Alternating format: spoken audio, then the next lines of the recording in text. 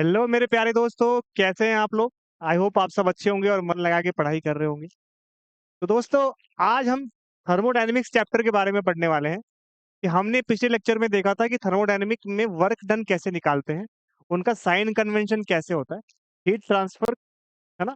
First law of thermodynamics भी हमने देखा था। उससे पहले ना हमें थर्मोडायनेमिक प्रोसेस जानना इंपॉर्टेंट है। तो आज हम थर्मोडायनेमिक प्रोसेस के बारे में भी जानेंगे, various types of process of the thermodynamic, है ना। थर्मोडायनेमिक प्रोसेस क्या होता है। तो दोस्तों स्टार्ट करते हैं। हमारा टॉपिक का नाम है थर्मोडायनेमिक प्रोसेस। टॉपिक का नाम है थर्मोडायनेमिक प्रोसेस। तो पहले तो हम प्रोसेस समझते हैं, उसके बाद हम धीरे धीरे उनके वर्क डन को समझेंगे कि हर केस में वर्क डन कैसे निकालते हैं। तो देखो, थर्मोडायनेमिक प्रोसेस के अंदर एक चीज इंपॉर्टेंट है जो कि आपको याद रखनी है। दैट इज, सबसे पहला जो प्रोसेस है थर्मोडायनेमिक का, that is called isobaric process. Isobaric process क्या होता है? आइसोबेरिक प्रोसेस नाम से ही रहा है, आइसोबेरिक यानी कि प्रेशर आपका क्या होना चाहिए? कांस्टेंट होना चाहिए। दैट मींस कि इसके अंदर क्या कंडीशंस है? Pressure is constant. प्रेशर हमारा क्या होगा दोस्तों? कांस्टेंट होगा। प्रेशर हमारा कांस्टेंट होगा, ठीक है। अब आप इसको ऐसे समझो, इसका ग्राफ हम थोड़ा बना के चलते हैं। यदि मेरा प्रेशर कांस्टेंट है, एक बात मेरे को बताओ, यदि हम प्रेशर को कांस्टेंट लेके चल रहे हैं, ग्राफ में बना के दिखाता हूं आपको। पीवी डायग्राम पे इसका ग्राफ किस तरीके से बनेगा उसके बारे में हम बात करते हैं, ठीक है। ठीक है, ये हमारा क्या है भाई? ये हमारा दोस्तों प्रेशर है और ये हमारा दोस्तों वॉल्यूम है, पीवी डायग्राम है। तो पीवी डायग्राम में यदि मैं प्रेशर को कांस्टेंट लेके चलता हूं, मतलब मेरा वाई एक्सिस कांस्टेंट है ना। तो यानी कि इसका ग्राफ कुछ इस तरीके से आना चाहिए, ठीक है। कुछ इस तरीके से ग्राफ आएगा। यहाँ पर क्या कर रहा हूं मैं? प्रेशर को कांस्टेंट लेके चल रहा हूँ, है ना। प्रेशर को कांस्टेंट लेके चलता हूँ, प्रेशर को कांस्टेंट लेके चल रहा है, ठीक है। यहाँ पर क्या है दोस्तों? प्रेशर मेरा क्या है? कांस्टेंट है ना। तो प्रेशर कांस्टेंट पे क्या होगा? ऑलवेज, ये मेरा पीवी डायग्राम, मैंने आइसोबोरिक प्रोसेस में क्या होता है? Pressure is constant. प्रेशर हमारा क्या होना चाहिए? कांस्टेंट। इसका नाम ही है आइसोबेरिक प्रोसेस। तो जब भी आपको आइसोबेरिक प्रोसेस बोलेगा, दैट मींस कि प्रेशर इक्वल टू कांस्टेंट। यहाँ पर एक चीज और जाननी जरूरी है कि हमने क्या पढ़ा है गैसियस लॉ में? क्या पढ़ा है भाई? पीवी इक्वल टू एनआरटी पढ़ा है हमने, है ना। यदि मेरा प्रेशर कांस्टेंट है, ठीक है, एन और आर तो मान लो नंबर ऑफ मोल्स, और आर तो मान लो मेरा कांस्टेंट है, तो क्या होगा? वॉल्यूम डायरेक्टली टेम्परेचर पे डिपेंड करता है, ठीक है। चलो इसके बारे में वर्क डन में बात करेंगे, बट अभी के लिए इतना जानो कि प्रेशर इक्वल टू मेरा क्या होता है? कांस्टेंट होता है, ठीक है, इन आइसोबेरिक प्रोसेस। इसका पीवी डायग्राम में इस तरह ग्राफ आएगा। कई बार आपको क्वेश्चन पूछेगा which of the following is the correct representation of isobaric process, तो आपको यहाँ पर ये जानना पड़ेगा, ठीक है। आगे बढ़ते हैं। यदि हम बात करते हैं किसके बारे में? नेक्स्ट प्रोसेस के बारे में, प्रोसेस नंबर 2। तो process number 2 is called isochoric process. Isochoric process. What is isochoric process? Isochoric process में क्या होता है? आइसोकोरिक प्रोसेस में क्या होता है? वॉल्यूम क्या होती है हमारी? कांस्टेंट होती है। वॉल्यूम इज कांस्टेंट, है ना। आइसोकोरिक प्रोसेस के अंदर क्या होता है दोस्तों? वॉल्यूम हमारी कांस्टेंट होती है, ठीक है। वॉल्यूम हमारी क्या होती है? कांस्टेंट होती है, ठीक है। Volume is constant here. Volume is constant here. Volume is constant here. Volume मेरा कांस्टेंट है किसमें? आइसोकोरिक प्रोसेस में, ठीक है। वॉल्यूम हमारा क्या है? कांस्टेंट है, ठीक है। अब मेरा यदि वॉल्यूम कांस्टेंट है और यदि मैं डायग्राम बनाऊं, दोबारा से पीवी डायग्राम बनाऊं, तो मैं दोबारा से बनाता हूं पीवी डायग्राम, और दोबारा से मैं बना रहा हूं एक्स एक्सिस और वाई एक्सिस। एक्स एक्सिस पे दोबारा से मैं प्रेशर ले रहा हूँ वाई पे, और एक्स पे वॉल्यूम ले रहा हूँ। और मैं यदि इसका ग्राफ बनाना चाहता हूँ, तो इसके ग्राफ में जो डायग्राम में आएगा ना, पीवी डायग्राम में वॉल्यूम को कांस्टेंट लेके चल रहा हूँ। दैट मीन्स कि मेरा वॉल्यूम क्या है? कांस्टेंट है। कुछ ऐसा ऐसा आएगा ग्राफ आपका, है ना। तो यहाँ पर क्या होगा दोस्तों? वॉल्यूम क्या है हमारा? कांस्टेंट है। तो आप सीधा कर लो, ठीक है। सीधा भी हो जाता है ये आपको,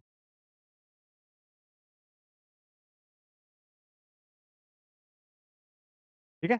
वॉल्यूम क्या है हमारा दोस्तों? कांस्टेंट है। हाँ, ठीक है।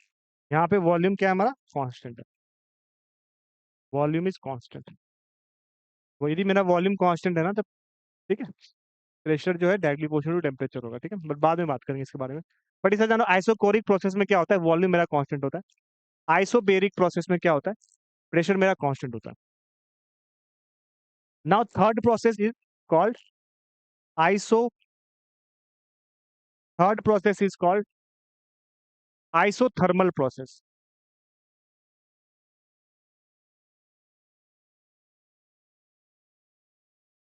This is isothermal process. Isothermal process क्या होता है, आइसोथर्मल प्रोसेस में टेम्परेचर कांस्टेंट होगा अपना, क्या कांस्टेंट होगा, टेम्परेचर। तो आइसोथर्मल प्रोसेस की जब भी बात होगी दोस्तों, तो आप क्या याद रखोगे, टेम्परेचर इज कांस्टेंट हियर, है ना। टेम्परेचर मेरा क्या होगा, कांस्टेंट होगा। This is isothermal process. Temperature मेरा क्या होना चाहिए, कांस्टेंट होना चाहिए, है ना, इन द आइसोथर्मल प्रोसेस, ठीक है। टेम्परेचर मेरा कांस्टेंट होगा। तो temperature is constant here, temperature is constant. Temperature, नाम ही आइसो का मतलब क्या है, सेम, थर्मल का मतलब टेम्परेचर। तो टेम्परेचर क्या होगा दोस्तों, मेरा कांस्टेंट होगा। तो टेम्परेचर जब मेरा कांस्टेंट होगा तो ग्राफ कैसा बनेगा, कुछ ऐसा बनेगा, यहाँ से यहाँ तक। और यदि मैंने इसको बनाया प्रेशर मान लो और यहाँ वॉल्यूम माना, ठीक है, तो मेरा कुछ ऐसा ग्राफ निकल के आएगा, है ना। कुछ इस तरीके से ग्राफ निकल के आ रहा है ना, ठीक है।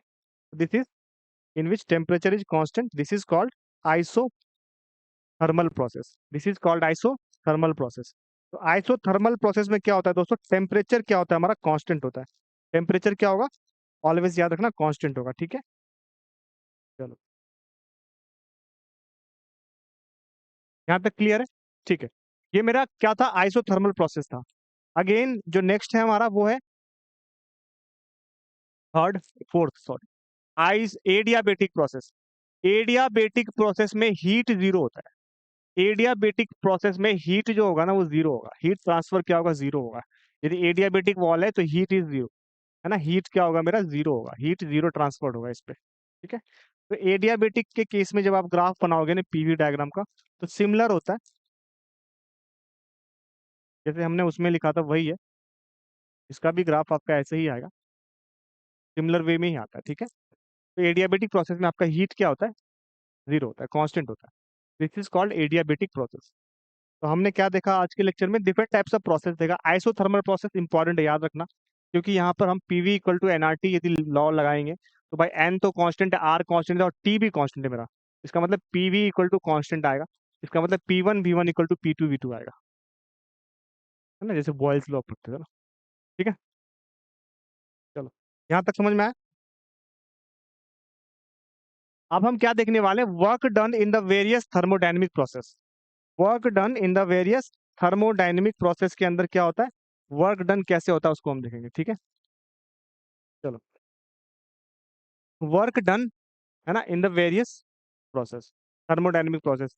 यदि वो आइसोबेरिक हो तो क्या होगा, है ना, और यदि आइसोकोरिक हो तो क्या होगा, है ना, समझा, इसके बारे में हम बात करेंगे, ठीक है। चलो, हम बात करते हैं इनके बारे में, सारे प्रोसेस के बारे में, ताकि एक एक करके आपको समझ में आए कि क्या कर रहा हूँ।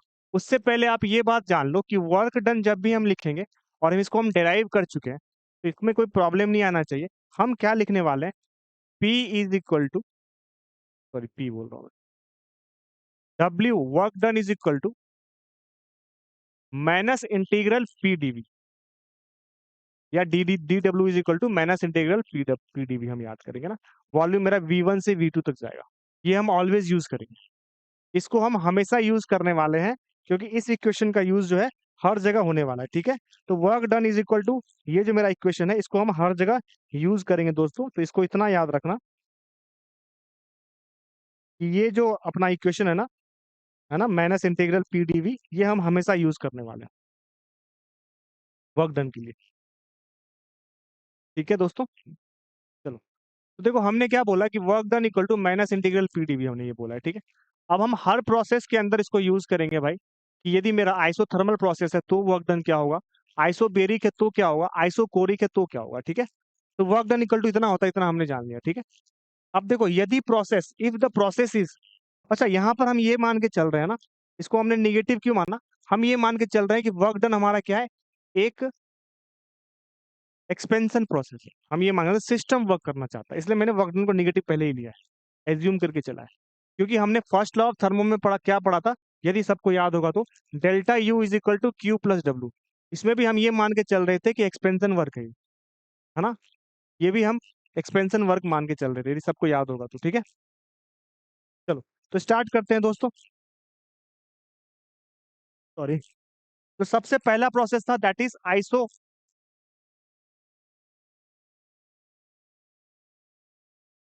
प्रोसेस। अब एक बात बताओ, आइसोबेरिक में प्रेशर क्या होता है, हमारा कांस्टेंट होता है, मतलब कि प्रेशर चेंज नहीं होगा, यानी कि बाहर से जो आप एक्सटर्नल फोर्स अप्लाई करोगे ना, उसका प्रेशर कभी भी चेंज नहीं होगा। जब आप बाहर से जो फोर्स अप्लाई कर रहे हो वो यदि कांस्टेंट रख रहे हो, तो तो क्या आना चाहिए आपका, ये दिमाग में लग रखना है अपने को, तो कैसे आएगा भाई, ये सोचना है।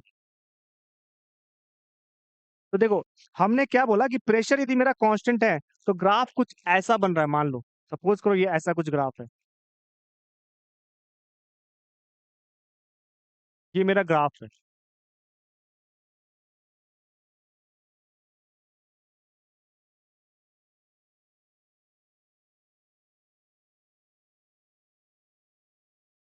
ठीक है, तो ये मेरा क्या था भाई, प्रेशर है, और ये मेरा वॉल्यूम है। तो प्रेशर कांस्टेंट का हमने ये ग्राफ बनाया है, ठीक है। अब देखो क्या हो रहा है इसके अंदर, यदि आप प्रेशर कांस्टेंट लेते हो तो इनिशियली जो मेरा प्रेशर था वो कितना था, इनिशियली जो प्रेशर था ना,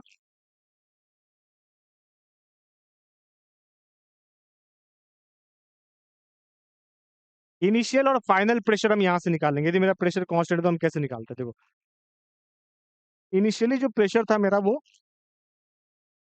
वॉल्यूम था, वो मेरा V1 था, और V1 से ये V2 जा रहा है, और प्रेशर तो मेरा यहाँ पर कांस्टेंट है, कोई भी मान लो एक्सटर्नल प्रेशर मैं यहाँ पे अप्लाई कर रहा हूँ।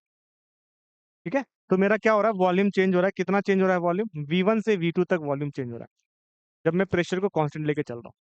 अब एक बात बताओ आप मेरे को, यदि मैंने प्रेशर कांस्टेंट ले लिया है, ठीक है, तो आइसोबेरिक प्रोसेस के अंदर हमें वर्क डन का हर जगह ये फॉर्मूला लगाना है, work done is equal to minus P external dV, और प्रेशर मेरा कांस्टेंट है तो बाहर आ जाएगा माइनस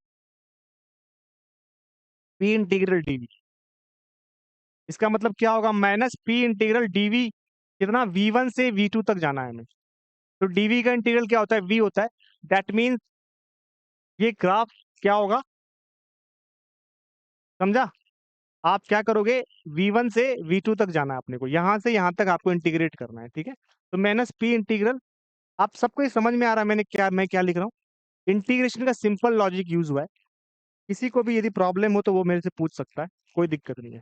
तो V1 से यदि मैं V2 तक जा रहा हूँ तो minus P integral V2 minus V1, this is the work done under the isobaric process. जब प्रेशर हमारा कांस्टेंट हो, एक्सटर्नल प्रेशर जब अप्लाई करेंगे कांस्टेंट में, तो minus P integral V2 minus V1, आपका ये आइसोबेरिक प्रोसेस के अंदर वर्क डन का फॉर्मूला निकल के आएगा, ठीक है। सेकेंड केस में हम बात करते हैं आइसोकोरिक में, और हमें पता है आइसोकोरिक में क्या होता है, वॉल्यूम मेरा कांस्टेंट होता है। यदि मेरा वॉल्यूम कांस्टेंट है, वॉल्यूम ध्यान सुनना, यदि मेरा वॉल्यूम कांस्टेंट है तो वर्क डन इक्वल टू क्या लगाएंगे भाई, minus P integral DV.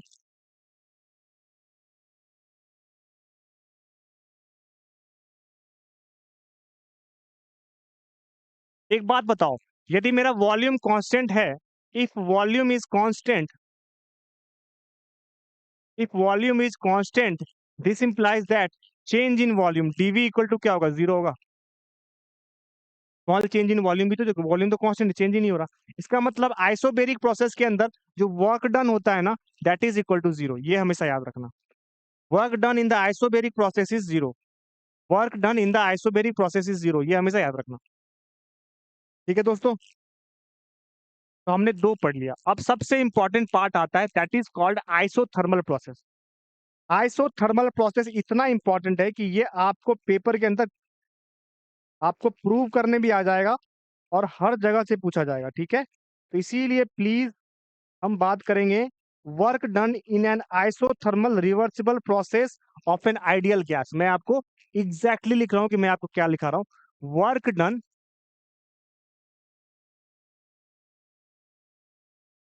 Under isothermal reversible process of an ideal gas, reversible process of an ideal gas, of an ideal gas, work done under reversible isothermal process of an ideal gas. हम exactly इसके बारे में पढ़ेंगे भाई, work done कैसे निकालते हैं, graph के थ्रू देखने वाले हैं, इसको प्रूव करने वाले हैं हम। इसलिए ध्यान से देखना क्या हो रहा है, ध्यान से देखना क्या हो रहा है, कैसे हो रहा है, और ग्राफ के थ्रू इसको हम प्रूव करेंगे कि हम पीवी ग्राफ के थ्रू कि वर्क डन हम कैसे निकालते हैं। ठीक है,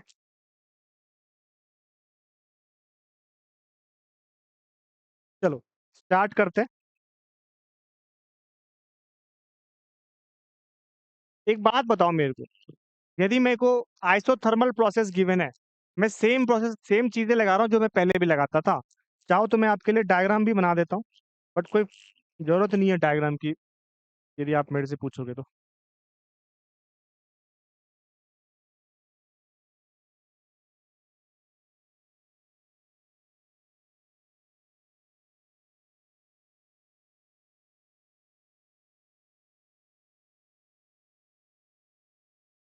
ठीक है, तो यदि मेरा पीवी डायग्राम है ये, अब देखो मैं बात करता हूँ, डायग्राम की जरूरत भी नहीं है आपको, है ना, बिलीव, सीधा मैं आपको प्रूव करके दिखाता हूँ, है ना। देखो मैं क्या करने वाला हूँ, आइडियल गैस लगाने वाला हूँ, तो आइडियल गैस का इक्वेशन भी यूज करूंगा मैं, है ना, पीवी इक्वल टू एनआरटी का, तो वो भी याद तैयार रहना। चलो स्टार्ट करते हैं दोस्तों। हमें ये पता है कि भाई W is equal to minus integral P dV, और पी एक्सटर्नल बोल सकते हो आप चाहो तो, विच इज इक्वल टू क्या बोल सकते हैं हम, माइनस पी को बाहर ले लो, इंटीग्रल डीवी। क्या ये ठीक है, क्या ये सबको समझ में आ रहा है वर्क डन का फॉर्मूला? ठीक है, अब आप मेरे को एक बात बताओ, हमने क्या पढ़ा है, थोड़ी देर पहले हमने पढ़ा था और वैसे भी हम जानते ही भी हैं, हमने क्या सीखा है अब तक? हमने ये सीखा है कि भाई P V equal to nRT for an ideal gas. किसी भी आइडियल गैस के लिए इक्वेशन क्या हो सकती है, पीवी इक्वल टू एनआरटी, और यहां से आप प्रेशर की वैल्यू क्या निकालोगे, एनआरटी बाई वी। प्रेशर की वैल्यू क्या निकाल रहे हो, एनआरटी बाई वी। यहां से मैं पी प्रेशर की जगह पे क्या लिख रहा हूँ, एनआरटी बाई वी लिखने वाला हूँ। तो यहां से मैं क्या लिखूंगा दोस्तों, यहां से मैं क्या लिखने वाला हूँ, दिस इज इक्वल टू, इस प्रेशर की जगह पे मैं क्या लिखूंगा, एनआरटी बाय, दूसरे कलर से लिखता हूं ताकि आपको पता रहे, ध्यान से देखना, प्रूव कर रहा हूं आपके सामने, प्रूव करने पूछ देगा, एनआरटी बाय वी। ठीक है, एंड ये क्या है, इंटीग्रल डीवी। अब वी और डीवी है ना आपस में, तो यहां पर क्या हो जाएगा हमारा, कुछ ऐसा आ जाएगा, W is equal to minus n R T integral dV by V. क्या सबको ये समझ में आ रहा है मैंने क्या करा, क्या सबको ये समझ में आया मैंने क्या करा? मैंने कुछ नहीं करा, गैसियस लॉ इक्वेट करके एनआरटी डीवी बाई वी कर दिया। ठीक है, और वी इनिशियल से वी फाइनल में मान लो V1 से V2 लिख रहा हूँ, ठीक है, V1 से V2 लिखूंगा। ठीक है, कोई दिक्कत है यहां तक? यहां तक क्लियर है सबको? अच्छा, इंटीग्रल 1/x dx का होता है ln x, याद रखना, ये जो इंटीग्रेशन होता है ना, integration of 1/x dx, this is actually ln x, और ln x क्या होता है, लॉग का, यदि बेस e हो और पावर x हो, तो this is called ln x। तो यहाँ पर हम यही चीज यूज करने वाले हैं कि dv बाई वी की जगह पे मैं क्या लूंगा, ln x लूंगा।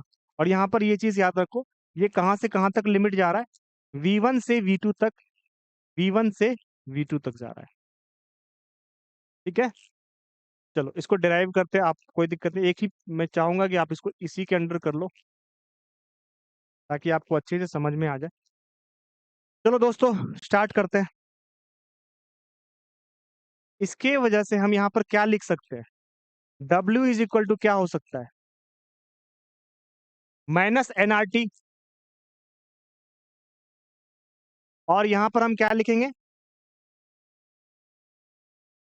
ln, है ना, कहां से कहां तक जाएगा, V1 से V2 तक जा रहा है, तो ln V2 माइनस V1, तो क्या होगा, V2 बाई V1।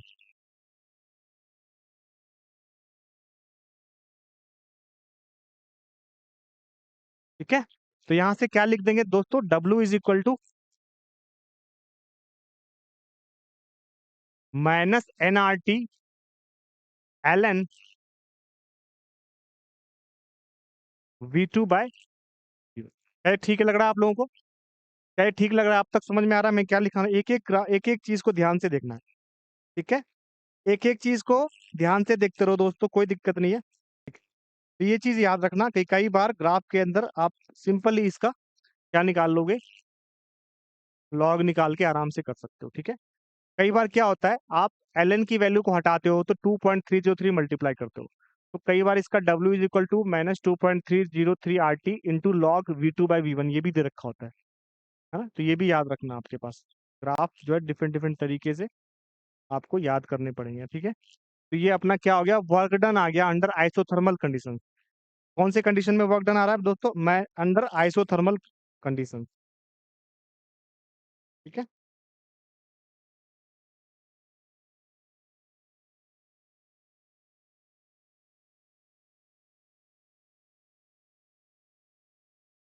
हम एक दो क्वेश्चन भी करेंगे इसके बारे में, वहां से देंगे। तो ये क्या आ गया अपना, work done under isothermal condition है। ठीक है, this is nothing but work done under isothermal condition.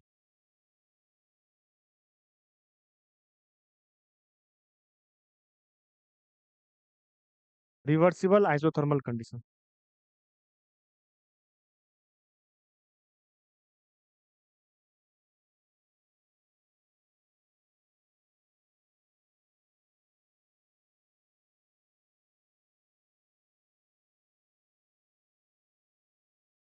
Reversible isothermal condition. ठीक है, यहाँ तक क्लियर है, सबको समझ में आ रहा है मैंने क्या बताया?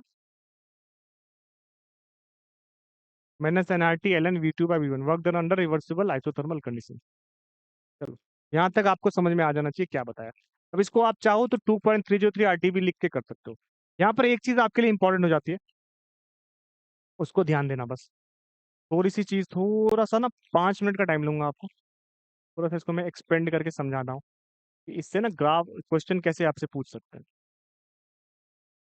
उससे क्या होगा, आपको थोड़ी सी ना आसानी होगी पेपर को सॉल्व करते टाइम। ठीक है,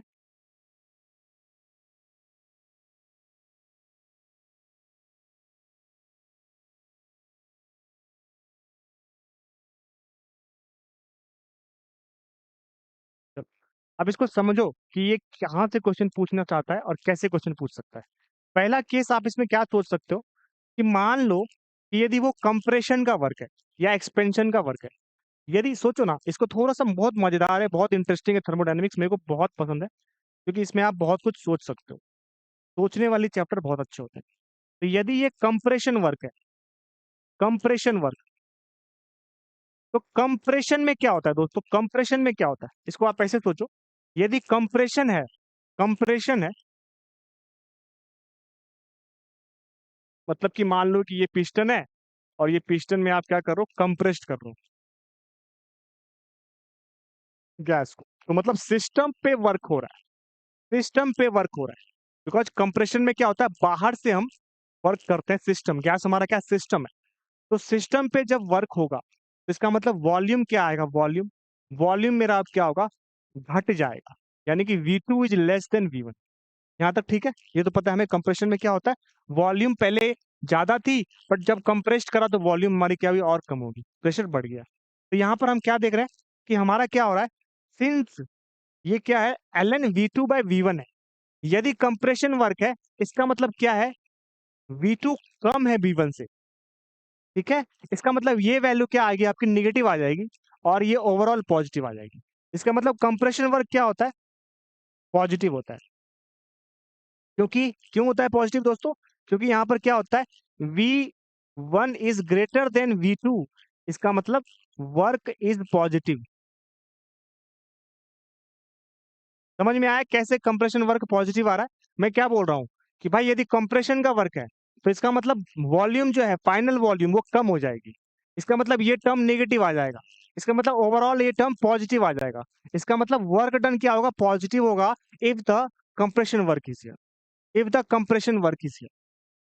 सिमिलरली यदि मैं एक्सपेंशन वर्क की बात करूं, वही तो हमने साइन कन्वेंशन में भी पढ़ा था कि वर्क डन इन द है ना, कंप्रेशन सिस्टम पे यदि वर्क हो रहा है तो वो पॉजिटिव होगा। यदि मैं एक्सपेंशन की बात करूं दोस्तों, इसकी बात करूंगा एक्सपेंशन की, तो एक्सपेंशन में क्या होता है, यदि ये मेरा पिस्टन है तो ये पिस्टन क्या होता है, एक्सपेंड होता है, मतलब बाहर की ओर जाता है, मतलब अब वॉल्यूम इंक्रीज हो रही है, that is V2 is greater than V1। तो जब V2 is greater than V1 है तो ये टर्म क्या आएगी, पॉजिटिव आ जाएगी, सॉरी निगेटिव आ जाएगी। इसका मतलब यहाँ पर क्या लिखोगे, एक्सपेंशन वर्क में क्या होता है, एक्सपेंशन में क्या होता है, V2 क्या होता है, ज्यादा होता है किससे, V1 से। इसका मतलब वर्क इज क्या होगा, निगेटिव। और वही तो हमने पढ़ा है, एक्सपेंशन वर्क क्या होता है, निगेटिव होता है। तो यहाँ पर आपको पूरा, मैंने आपको पूरा आइसोथर्मल प्रोसेस बहुत बढ़िया तरीके से समझाया कि भाई कैसे निकालते हैं, कैसे प्रूव करते हैं। मैंने क्या बोला, आइसोथर्मल में टेम्परेचर कांस्टेंट है तो पीवी इक्वल टू एनआरटी लिखेंगे, और पीवी इक्वल टू एनआरटी में मेरा क्या है, हम आइसोथर्मल प्रोसेस की बात कर रहे हैं, ठीक है। तो यहाँ से टेम्परेचर भी मेरा क्या है, कांस्टेंट है, आर भी मेरा क्या है, कांस्टेंट है, टेम्परेचर भी मेरा कांस्टेंट है, आर भी कांस्टेंट है, एन भी कांस्टेंट है, तो पीवी इक्वल टू कांस्टेंट आ गया हमारा, है ना। तो pressure equal to nRT by V, ये मेरा एक कांस्टेंट टर्म हो गया। अब यहाँ से मैं प्रेशर की जगह पे एनआरटी बाई वी लिख दिया मैंने, है ना। अब प्रेशर की जगह पे जब आप एनआरटी बाई वी लिख दोगे तो आप क्या करोगे, इसको फिर समझा, बाहर ला रहे एनआरटी को, dV by V, dV by V क्या होता है, एल एन वी होता है, L N V two minus V one, L N V two minus L N V one, तो L N V two by V one हो गया। कोई doubt है यहाँ तक? इसको आप अलग तरीके से भी चाहो तो लिख सकते हो। कैसे लिख सकते हो दोस्तों, हमने क्या सीखा, W equal to minus n R T l N V two by V one, हमने क्या सीखा है, W is equal to minus n R T l N V two by V one, हमने यही सीखा है। W is equal to minus n R T l N V two by V one. हमें पता है आइडियल गैस के लिए PV equal to क्या होता है, एनआरटी होता है। तो यदि N कांस्टेंट है, R कांस्टेंट है, T कांस्टेंट है, तो P1 V1 is equal to क्या लिख सकते हैं, P2 V2 लिख सकते हैं। और PV इक्वल टू क्या हो गया, एनआरटी यानी कांस्टेंट हो गया। तो यहां से आप क्या लिख सकते हो, यहां से आप लिख सकते हो, यहां से आप क्या लिख सकते हो, this implies that W is equal to nRT तो कांस्टेंट है, minus P1 V1 ln V2 by V1, ये भी लिख सकते हो, ठीक है। या चाहो तो यहां से सोचो, P1 V1 equal to P2 V2 है, इसका मतलब V2 by V1 equal to क्या लिख देगा, V2 by one equal to क्या लिख देगा, P1 by P2, P1 by P2। तो चाहो तो ऐसा भी लिख दो इसको कि W is equal to minus nRT l n P1 by P2, ये भी लिख सकते हो, है ना भाई। क्यों, क्योंकि मैंने V2 बाई V1 की जगह पे क्या दे दिया, P1 बाई P2 डाल दिया, ठीक है। तो मैंने इनको यूज करके लिख दिया, तो ये सारे आपके क्या बन जाएंगे, बहुत अच्छे तरीके से समझने वाले फॉर्मूले बन जाते हैं यदि आप इसको अच्छे से समझता है तो। इसलिए समझना इज मोर इम्पोर्टेंट, ठीक है दोस्तों।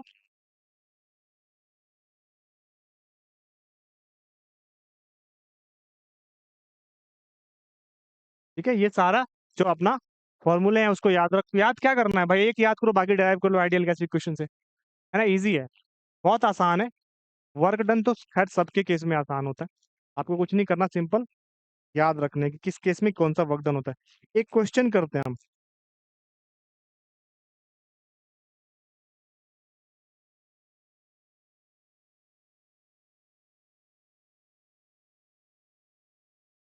एक क्वेश्चन के थ्रू हम इसको समझते हैं, ठीक है।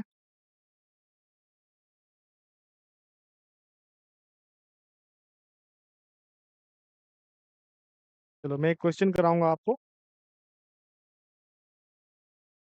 ठीक है, आइसोथर्मल प्रोसेस का ही क्वेश्चन होगा, एक सेकंड रुको। चलो एक दो क्वेश्चन करते हैं इस पे, ठीक है, दो तीन क्वेश्चन करते हैं ताकि हम इसको और अच्छे से समझ पाते हैं, ठीक है। पहला क्वेश्चन क्या कह रहा है हमारा,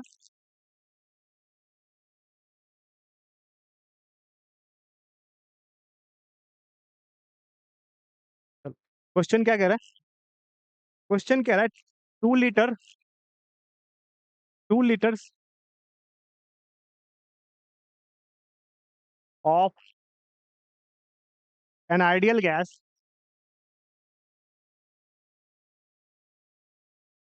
2 litre of an ideal gas is expended against an external pressure of 2 atm, is expended against an external pressure of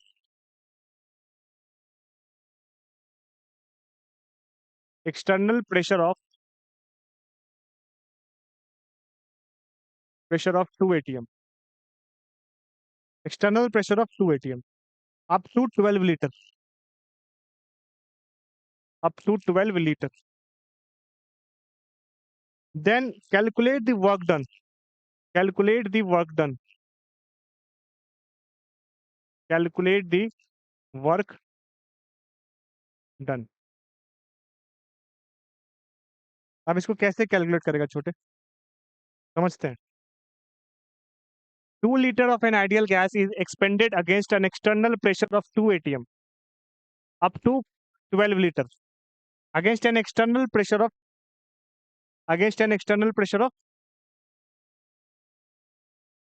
2 atm up to 12 liter. Calculate the work done. Question समझ में आया? कह रहा है कि 2 लीटर का ना आइडियल गैस था, उसको हम क्या करते हैं, external constant external pressure 2 ATM पे उसको एक्सपेंड करते हैं. 2 लीटर से कहा 12 लीटर जा रहा है हमारे पास. ठीक है, कह रहा है कि देन वो calculate the work done in joule. Calculate the work done in joule. भाई कुछ नहीं करना है इसमें. देखो भाई, ये कहां से 2 लीटर से कहां जा रहा है भाई, 2 लीटर से 12 लीटर में जा रहा है. यानी 2 लीटर मेरा V1 था और 12 लीटर मेरा V2 था, और P एक्सटर्नल मेरा क्या है, 2 एटीएम दे रखा है. यही गिवन है. एक्सटर्नल प्रेशर कितना है, 2 एटीएम है.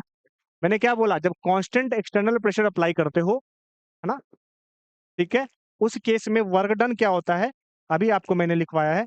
वर्क डन क्या होता है दोस्तों, work done is equal to minus P external V2 minus V1. क्या मैंने आपको अभी नहीं बताया ये? क्या सबको ये फॉर्मूला मैंने सबको नहीं बताया आइसोबैरिक प्रोसेस के अंदर? ये देखो, ये फॉर्मूला, यही फॉर्मूला मैं यहाँ यूज कर रहा हूँ. ठीक है, तो यहाँ से हम ये फॉर्मूला लगाएंगे, तो minus P external V2 minus V1 लगाने वाले हैं. तो यहाँ से हम क्या पद समझ में आएगा मेरे को, this implies that W is equal to minus P external का मतलब है 2 ATM and V2 minus V1 का मतलब है 12 माइनस 2. ठीक है, बिकॉज V2 कितना है मेरा, V2 मेरा कितना है 12, और V1 कितना है मेरा 2 है. ठीक है, अब एक चीज भी यहाँ पे इंपॉर्टेंट है कि हमने क्या करा, 2 एटीएम प्रेशर अप्लाई करा. यहाँ ध्यान से देखना, आपको यूनिट का भी ख्याल रखना पड़ेगा. यूनिट का भी क्या रखना पड़ेगा, ख्याल रखना पड़ेगा. ठीक है, तो यहाँ पर एटीएम पर लीटर में हमारा आंसर आ रहा है. एटीएम पर लीटर में आंसर आएगा, बिकॉज ये मेरा क्या गिवन है, एटीएम में गिवन है, और ये मेरा क्या गिवन है, लीटर में गिवन है. तो क्या आंसर आएगा आपका, -20 एटीएम पर लीटर. -20 एटीएम पर लीटर. इसको जूल में कन्वर्ट करना पड़ेगा 101.3 से मल्टीप्लाई करके. 101.3 से मल्टीप्लाई करके आप इसको किस में कन्वर्ट करोगे, जूल में कन्वर्ट करोगे. इसका मतलब क्या होगा, 20 into 101.3 joule is equal to कितना आ गया, कितना आ गया भाई, 2026 जूल. 2026 जूल निगेटिव में, -2026 जूल. क्या सबको समझ में आया? मैंने क्या करा, एटीएम पर लीटर को कन्वर्ट कर दिया किसमें, जूल में. ठीक है, 2026 जूल. ठीक है, सबको समझ में आया ये क्वेश्चन? बहुत आसान क्वेश्चन था. ठीक है, एक आइसोथर्मल वाला भी क्वेश्चन करते हैं, उसके बाद रैप अप करेंगे. एक आइसोथर्मल का क्वेश्चन करते हैं, ठीक है, जो हमने अभी पढ़ा है. ठीक है, उसके बारे में हम पढ़ते हैं. तो वहां पे हमने एक क्वेश्चन देखा है कि वो क्वेश्चन क्या कह रहा है, ध्यान से देखना.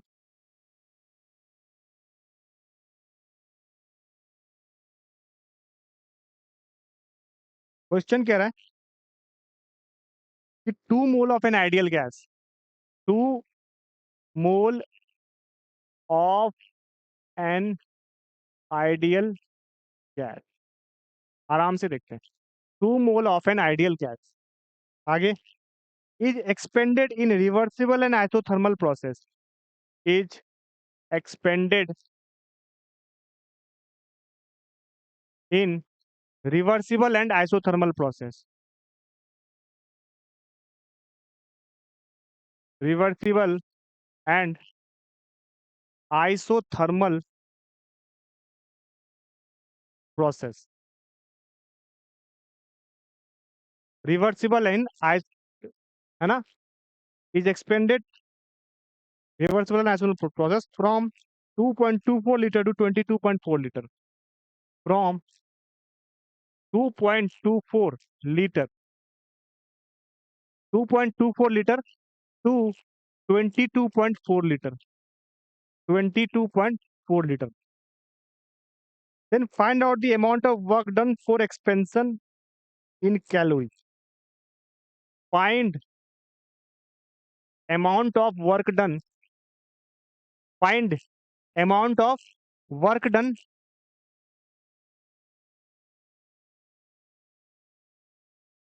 for expansion, because expansion process है for expansion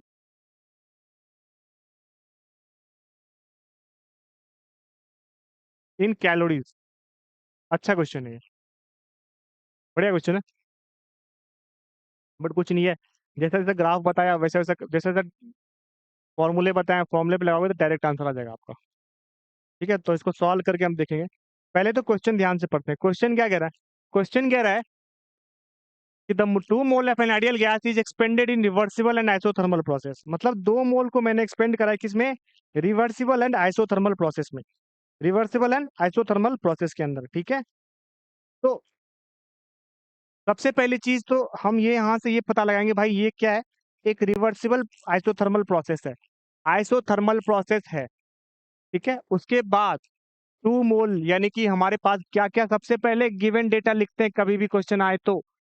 आइसोथर्मल प्रोसेस कौन सा है? आइसोथर्मल का. भाई बहुत बढ़िया लिख दिया मैंने.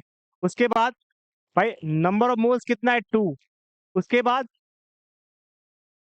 प्रोसेस V1 कितना है भाई? 2.24. उसके बाद V2 कितना है भाई मेरा? 22.4. बस सब कुछ दे रखा है, तो हम फॉर्मूला लगा देंगे. ये जो मेरा आइसोथर्मल का फॉर्मूला है, कहीं भी चिपका दो इसको, क्या फर्क पड़ता है? इस प्रोसेस को कहीं भी चिपका दो. W = -NRT ln V2/V1. या तो ये लिख दो, या फिर इसके जगह पे आप क्या लिख सकते हो, या तो ये लिख दो, है ना, ये भी लिख सकते हो. तो या तो W = -NRT ln V2/V1, या फिर जब आप ln को हटाओगे लॉग लगाओगे तो क्या लिखोगे? -2.303 RT. ये क्यों लिखा मैंने? बिकॉज मैंने ln को हटा के अब लॉग डालने वाला हूँ. लॉग का बेस 10 होता है, ln का बेस e होता है. Log V2/V1. क्या आपको समझ में आया? आप इसकी जगह पे ये लिख दो, बिकॉज लॉग लगाना ज्यादा आसान होगा. ठीक है, ln की वैल्यू मान लो याद नहीं रहती लोगों को, है ना. तो यहाँ पर हम क्या लगाने वाले हैं दोस्तों? सेम फॉर्मूला लगाएंगे. क्या लगाएंगे फॉर्मूला?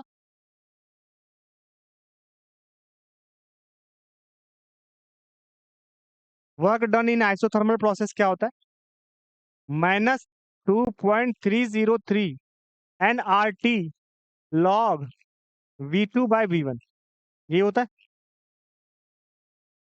ये लिखा मैंने, अभी तो बताया आपको. ठीक है, -2.303 NRT log V2/V1. अब इसी फॉर्मूले को हम अप्लाई करेंगे. यहाँ पे मैं लिख देता हूँ for isothermal work, for isothermal work. Isothermal work मैंने लिखा है सब. तो यहाँ से क्या निकल के आ जाएगा? यहाँ से आपका क्या आ जाएगा दोस्तों? यहाँ से आप ये देखोगे, अप्लाई करते जाओ, -2.303. ठीक है, आर एन की वैल्यू कितनी दे रखी है? ध्यान से देखो, n = 2 मोल. पहले ही मैंने लिख दिया है, पहले ही मैंने सब कुछ लिख दिया है. एन की वैल्यू कितनी रखी है? 2 मोल रखी है. ठीक है, सारा कुछ अप्लाई करते जाओ, आंसर आपका खुद ब खुद आ जाएगा. ठीक है, एन की वैल्यू 2 मोल रखी है मैंने. और टेम्परेचर भी है यार, तो वही तो सोचूं, यहाँ पे टेम्परेचर कहाँ दे रखा है? At 300, sorry, at 300 kelvin. वही तो मैं कह रहा हूँ, टेम्परेचर दे ही नहीं रखा था. तो एन आर, आर की वैल्यू भी मैं यहाँ पे 2 ही लेके चल रहा हूँ, into 300 into log V2/V1. V2 की वैल्यू कितनी है? 22.4. और V1 की वैल्यू कितनी है? 2.24. इसको 10 टाइम्स में कैंसिल आउट हो जाएगा। लॉग 10 की वैल्यू 1 होती है ना, सीधा आंसर आ जाएगा आपका, ठीक है। चाहो तो इसको डायरेक्ट कर लो, है ना। यहाँ पर क्या आ जाएगा, कट कुट करके, ये मान लो मैं आपके लिए कर देता हूँ, चलो कोई नहीं। ये आ जाएगा आपका 10 टाइम्स हो जाएगा ना, लॉग 10 की वैल्यू कितनी होती है, 1 होती है। यहाँ से क्या हो गया value, -2.303 into 2 into 300 into 1, because log 10 = 1। लिख देता हूँ, log 10 = 1 होता है। यहाँ से वैल्यू मेरे पास आ जाएगी, तो मल्टीप्लाई कर लो, आसानी से आंसर आ जाएगा, ठीक है। कोई डाउट है किसी को? यहाँ तक क्लियर है? कैसे किया मैंने, समझ में आया? हो गया? यहाँ तक क्लियर है, सबको समझ में आया? चलो, तो हमने कुछ अच्छे अच्छे क्वेश्चंस करें, और हम और भी क्वेश्चन करेंगे इसके नेक्स्ट क्लास के अंदर, जब हम अगला टॉपिक पढ़ेंगे तो। बट आई होप आपको समझ में आया हो कि मैंने कैसे वर्क डन निकाला है यहाँ पर, ठीक है। रूल में ओबेसियसली आंसर आएगा, ठीक है। तो मैंने आपको क्या पढ़ाया, सबके अंदर आपको क्या निकाला, वर्क डन निकाल दिया। क्या निकाल दिया? वर्क डन निकाल दिया यहाँ पर। इसके अंदर आइसोथर्मल कंडीशन में भी निकाल दिया, आइसोबेरिक कंडीशन में भी निकाल दिया, आइसोकोरिक कंडीशन में भी निकाल दिया, ठीक है। तो ये याद रखना, आप कई बार बच्चों को ये डिफिकल्ट हो जाती है कि वर्क डन सर किस प्रोसेस में क्या होगा। कंफ्यूज मत करना प्लीज, ये कंफ्यूज नहीं करोगे तो आपका लाइफ आपकी आसान हो जाएगी, ठीक है।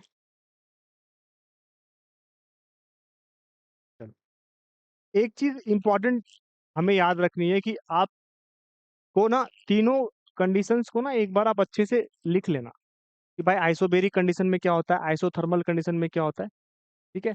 तो उससे क्या होगा, आपके रिवीजन करने में आसानी होगी। एक पेज शॉर्ट नोट्स बना के आप उसमें सारे जो है थर्मोडायनेमिक प्रोसेस होते हैं, उसमें वर्क डन क्या होता है वो सारा कुछ लिख लेना, ठीक है। तो यहाँ से मैंने आपको आइसोथर्मल वाला इंपॉर्टेंट है ये वाला पार्ट, बिकॉज इससे आपको बहुत सारे क्वेश्चन सॉल्व होते हैं। तो work done under isothermal reversible process for of an ideal gas, this is important here. तो यहाँ से याद रखना कि हमने इसको कैसे डराइव करा था। तो दो मेन फॉर्मूले याद रखने, तो ये याद रखना, एक ये वाला फॉर्मूला याद रखना, ये दोनों फॉर्मूले इंपॉर्टेंट है वर्क डन के लिए, ठीक है। क्योंकि दोनों में से कोई भी आपको कभी भी पूछ दिया जाएगा, ठीक है। ये दोनों फॉर्मूले प्लीज इसको मेंटेन करना, इसको याद करके रखना। ये दोनों फॉर्मूले आपके लिए इंपॉर्टेंट हो जाते हैं, ठीक है। दोनों केस में डब्ल्यू की वैल्यू हम कैसे निकालते हैं, ठीक है। एक तो ln/V2/1, ये तो डायरेक्ट फॉर्मूला, एक 2.33 लगा, ठीक है, आइसोथर्मल कंडीशन के अंदर, ठीक है। बहुत आसान है, बहुत ईजी है, आपको बस समझना पड़ेगा कि कैसे इस कंडीशंस में वर्क डन का क्या फॉर्मूला होता है, ठीक है। इसके बाद हमने इसके जो फॉर्मूले देखे थे, देन आफ्टर दैट हमने ये देखा कि भाई कि कुछ क्वेश्चंस कैसे पहले तो नॉर्मल क्वेश्चंस देखा हमने, है ना। उसके बाद हमने क्या देखा कि भाई आइसोथर्मल कंडीशंस में कैसे वर्क डन हम निकालते हैं। कौन से कंडीशन में दोस्तों, आइसोथर्मल कंडीशन में, ये भी इंपॉर्टेंट है आपका। आइसोथर्मल कंडीशन में डायरेक्ट वर्क डन क्या पूछा जाएगा, ठीक है। कल हमने पिछले क्लास में हमने क्या देखा था, हमने, चलिए क्वेश्चन में देता हूँ आपको थोड़ा सा और डिफिकल्ट लेवल राइज करता हूँ, इसमें फर्स्ट लॉ भी अप्लाई करवाता हूँ, ठीक है। तो और मजा आने वाला है। क्वेश्चन क्या कह रहा है, 1 mole of an ideal gas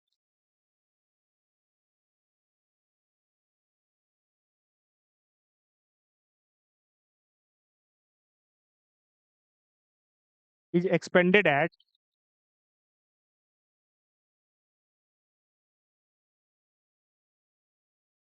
400 Kelvin, temperature from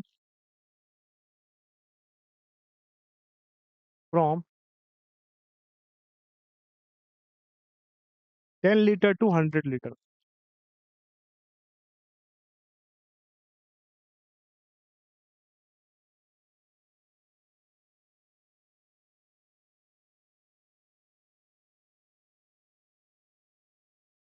ठीक है। Calculate heat, calculate heat. अब कैसे इसको सॉल्व करेगा,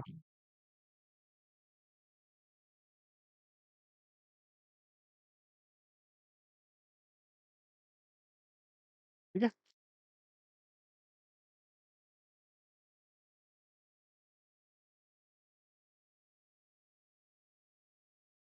चलो, कैसे सॉल्व करेगा इसको सोचो।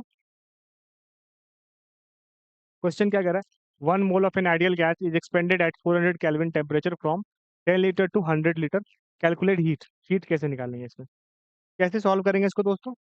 इसको इस तरीके से सॉल्व करेंगे कि हमें पता है कि यदि मेरे पास आइसोथर्मल कंडीशन दे रखी है, आइसोथर्मल कंडीशन, ठीक है, बिकॉज 400 केल्विन कांस्टेंट टेम्परेचर पे हो रहा है ना, तो आइसोथर्मल कंडीशन है। तो जब आइसोथर्मल है तो वर्क डन का फॉर्मूला क्या होगा, डब्ल्यू क्या होगा, minus NRT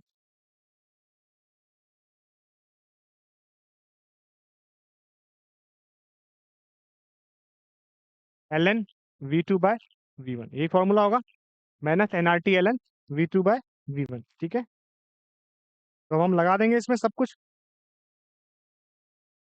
this implies that W is equal to minus n की वैल्यू 2.303, सेकेंड फॉर्मूला लगाते हैं, इंटू एन की वैल्यू कितनी है 1, इंटू आर, मैं 2 लेके चलता हूँ, इंटू टी कितना है भाई 400, into L N V2/V1। V2 कितना था मेरा, एल एन नहीं लॉग सॉरी, V2 मेरा कितना था देखो ध्यान से, 10 लीटर टू 100 लीटर, तो 100/10। तो यहाँ से डब्ल्यू की वैल्यू कितनी हो जाएगी, कैलकुलेट करते हैं, equal to -2.303 into 800 into log 10 की वैल्यू कितनी होती है 1 होती है। तो ये वैल्यू आ गई आपके पास, जो भी आ गई, ठीक है, ठीक है, समझ, मल्टीप्लाई कर लेना, ठीक है। तो ये हमारे पास डब्ल्यू की वैल्यू आ जाएगी, ठीक है। अब हमें वो डब्ल्यू की वैल्यू हमारे पास गिवन है, किसकी वैल्यू गिवन है, डब्ल्यू की। हमें क्या निकालना है, हमें निकालना है हमें निकालना है क्यू की वैल्यू निकालनी है। तो मल्टीप्लाई कर लो, कितना आ जाएगा,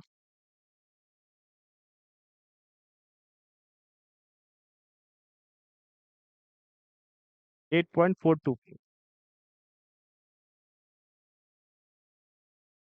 डबल जीरो डाल देते हैं, ठीक है। उसके बाद है ना, तो 1842.4, ठीक है, ये मेरा डब्ल्यू आ गया। अब हमें डब्ल्यू की वैल्यू पता चल गई, तो यहाँ से हम क्या निकाल लेंगे, यहाँ से हम पता कर लेंगे कि भाई सिंस ये क्या है, हमें यदि हम फर्स्ट लॉ ऑफ थर्मोडायनेमिक्स को अप्लाई करते हैं, तो फर्स्ट लॉ क्या कहता है, फर्स्ट लॉ ये कहता है, फर्स्ट लॉ ऑफ थर्मोडायनेमिक्स क्या कहता है, delta U is equal to Q plus W. तो यहाँ पर हम क्या मान रहे हैं, टेम्परेचर यदि यदि मेरा कांस्टेंट होता है ना दोस्तों, टेम्परेचर ये याद रखना हमेशा, इफ टेम्परेचर यदि कांस्टेंट है ना, तो इसका मतलब क्या होगा, चेंज इन इंटर एनर्जी क्या होगा, जीरो होगा, because inter energy is a function of temperature. Inter energy क्या होता है, फंक्शन ऑफ टेम्परेचर होता है। इंटर एनर्जी क्या है, एक फंक्शन का टेम्परेचर है। तो यदि टेम्परेचर मेरा कांस्टेंट है, इसका मतलब क्या है, डेल्टा यू की वैल्यू क्या है, 0 4 टी इक्वल टू कांस्टेंट। ये हमेशा याद रखना, टेम्परेचर कांस्टेंट है तो डेल्टा यू क्या होगा, चेंज इन एनर्जी क्या होगा, 0 होगा, ठीक है। तो यहाँ पर डेल्टा यू की वैल्यू कितनी हो जाएगी दोस्तों, 0 हो जाएगी। तो यहाँ से क्या निकल के आ जाएगा, यहाँ से हमारा सॉल्यूशन ऐसा कुछ निकल के आ जाएगा कि this implies that Q is equal to minus W. तो यहाँ से क्या निकल के आ गया, डब्ल्यू तो आपका -1842.400 है, तो क्यू इक्वल टू क्या होगा, -1842.400 कैलोरीज, कैलोरीज के अंदर है ना, टू जो हम आर की वैल्यू लेते हैं वो कैलोरी के लिए लेते हैं। समझ में आया,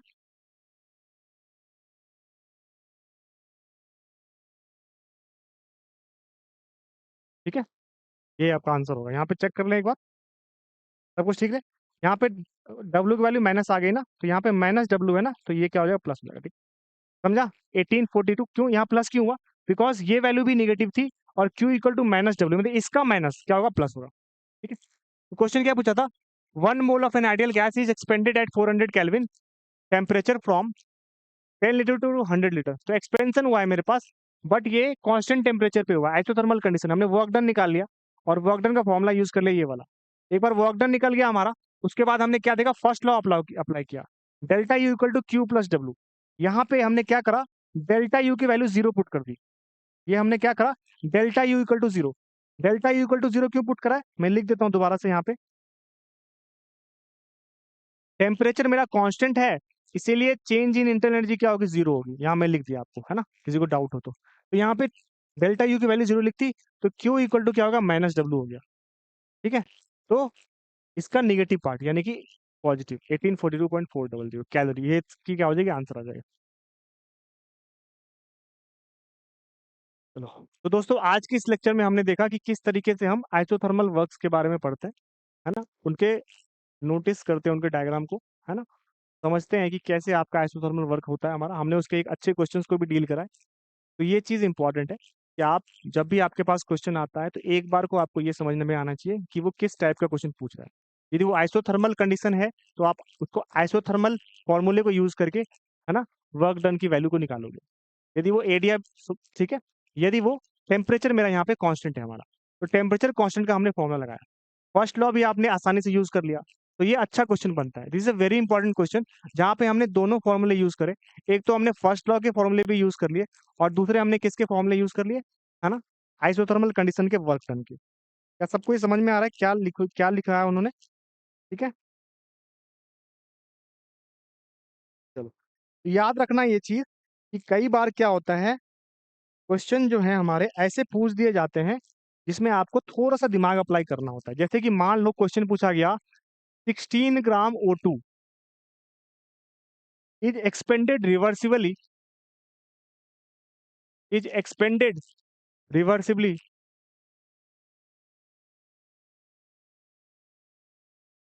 at 300 Kelvin temperature. Same question है, at 300 Kelvin temperature, at 300 Kelvin temperature from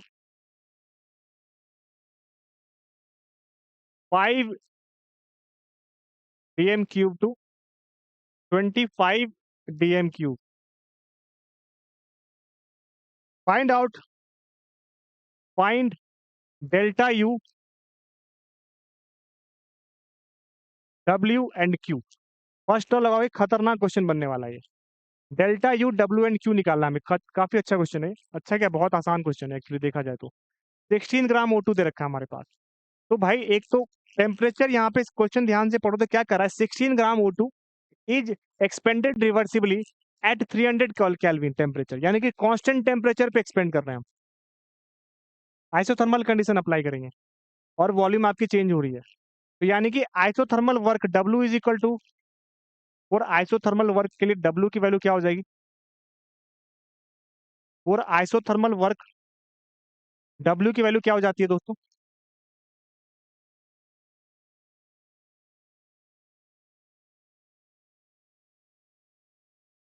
-2.303 R T log V2/V1, यही होती है। आसान है। तो यहां से हम क्या अप्लाई करेंगे, -2.303 इंटू आर, अच्छा एनआरटी भी है, इंटू एन। एन की वैल्यू कितनी होगी, नंबर ऑफ मोल्स निकालना है। 16 ग्राम O2 गिवन है, 16 gram O2। Number of moles का फॉर्मूला याद करो, मोल कॉन्सेप्ट में पढ़ो। Number of moles equal to mass upon molar mass. Mass 16 है और मेरा मोलर मास कितना है, 32। O2 का मोलर मास 32, यानी कि ये 1/2 मोल हो गया। यानी एन की जगह पे क्या पुट करेगा, 1/2 पुट करेगा। ये एन की जगह पे पुट कर दिया। ठीक है, कोई डाउट है यहाँ तक? आपको कैलोरी में निकालनी है तो आर की वैल्यू ऑलवेज 2 पुट करोगे। कैलोरी में निकालनी है तो आर की वैल्यू 2 पुट करो। टेम्परेचर मेरा 300 केल्विन है, और L N log, sorry L N log, log V2/V1। V2 की वैल्यू कितनी गिवन है दोस्तों? अब किसी को यूनिट का टेंशन होगा तो याद रखना रेशियो होता है, तो यूनिट तो कट ही जाएगा ना, तो रेशियो में तो कोई दिक्कत नहीं होगी। तो लॉग V2/V1, तो यहाँ पर V1 मेरा कितना था, 5, और V2 मेरा कितना था, 25। That means log 25/5, 25/5। यहाँ तक समझा आपको? कोई डाउट आया? सबको समझ में आया मैंने ये कैसे निकाला? सिंपल सा फॉर्मूला लगाया मैंने।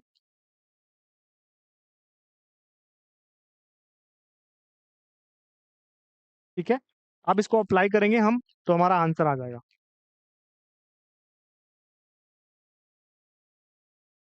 ठीक है, यहाँ से हम अप्लाई करते जाएंगे सब कुछ जो जो हमें आता है। क्या अप्लाई करेंगे हम?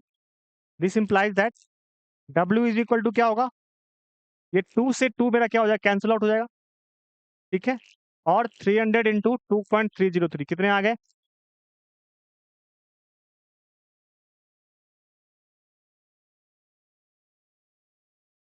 690.9। ये मेरा क्या है, डेसिमल है, 690.9 इंटू लॉग 5। क्यों? क्योंकि 5 5 जा 25। क्या सबको समझ में आया कैसे किया मैंने ये क्वेश्चन?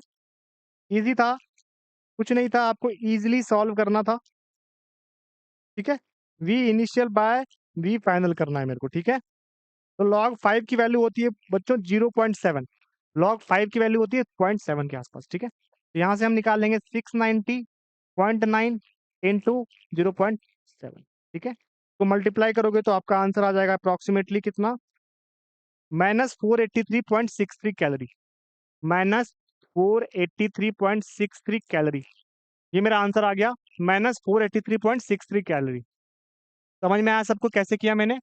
बहुत आसान था। मैंने क्या करा, W निकालना है मेरे को फॉर आइसोथर्मल वर्क के लिए, तो मैंने क्या करा, W is equal to -2.303 nRT log V2/V1 formula लगाया। यहाँ पे N की वैल्यू क्या है, नंबर ऑफ मोल्स है। नंबर ऑफ मोल्स कैसे निकालेंगे, मास बाय मोलर मास करके। मास कितना है इसका, 16, मोलर मास 32, 1/2 मोल्स हो गया। R की वैल्यू 2 हो गई, T की वैल्यू 300 हो गई, log 25/5। तो यहाँ से हमने वैल्यू निकाली, कितनी आ गई, -483.63 कैलोरी। अब देखो, कहने का मतलब है कि हमने क्या निकाला है, यहाँ से वर्क डन निकाला है, -483.63 कैलोरी वर्क डन निकाला है। ये मेरा वर्क डन हो गया, यहाँ पे नहीं रुकना, इसके बाद और सोचना पड़ेगा हमें।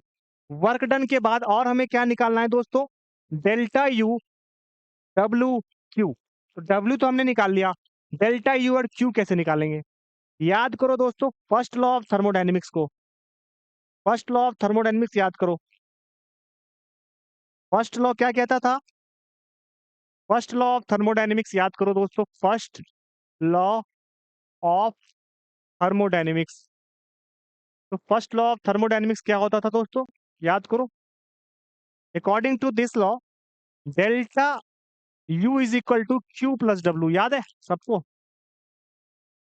ठीक है, और यदि यहाँ पर डेल्टा यू क्या है, इंटरनल एनर्जी का चेंज है, क्यू क्या है, हीट, हीट कितनी सप्लाई हुई है, और डब्ल्यू क्या है मेरा, work done on the system.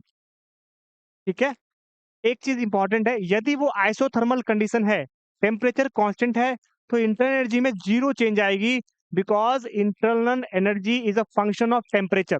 यदि टेम्परेचर चेंज हो रहा है तभी इंटरनल एनर्जी चेंज होगा, अदरवाइज नहीं होगा। ये मैंने आपको समझा दिया है कि इंटरनल एनर्जी जो होती है वो फंक्शन होता है किसका, टेम्परेचर का। तो यानी कि यहाँ पर हम क्या बात करने वाले हैं कि temperature is constant. Why temperature is constant, because of the isothermal process. इसका मतलब चेंज इन एनर्जी क्या आएगा दोस्तों, जीरो आएगा। ठीक है, इसका मतलब क्या है कि डेल्टा यू की वैल्यू कितनी आ गई, जीरो आ गई। तो यहां से क्या पता लग जाएगा, Q is equal to -W, Q is equal to -W। तो यहां से आपको क्या समझ में आ रहा है, Q की वैल्यू कितनी हो जाएगी, क्योंकि W हमारा क्या आता, -483.63 कैलोरी, तो Q हो जाएगी +483.63 कैलोरी। कहने का मतलब हीट मेरा एब्जॉर्ब हुआ है सिस्टम में, और सिस्टम ने वर्क करा है, कितना करा है, -483.63 कैलोरी, क्योंकि निगेटिव में साइन आ रहा है, मतलब एक्सपेंशन वर्क है मेरा। समझ में आया? यहां से फर्स्ट लॉ से लगा के हमने डेल्टा यू भी निकाल लिया, हमने डेल्टा, ठीक है, यू निकाला, हमने क्यू भी निकाला, और हमने डब्ल्यू भी निकाल लिया। हमने तीनों चीजें निकाल ली यहाँ से। ठीक है, कोई डाउट है? चलो, आई होप आप सबको ये समझ में आया होगा कि आज हमने क्या पढ़ा है और किस तरीके से थर्मोडायनेमिक्स को क्वेश्चन को समझा है।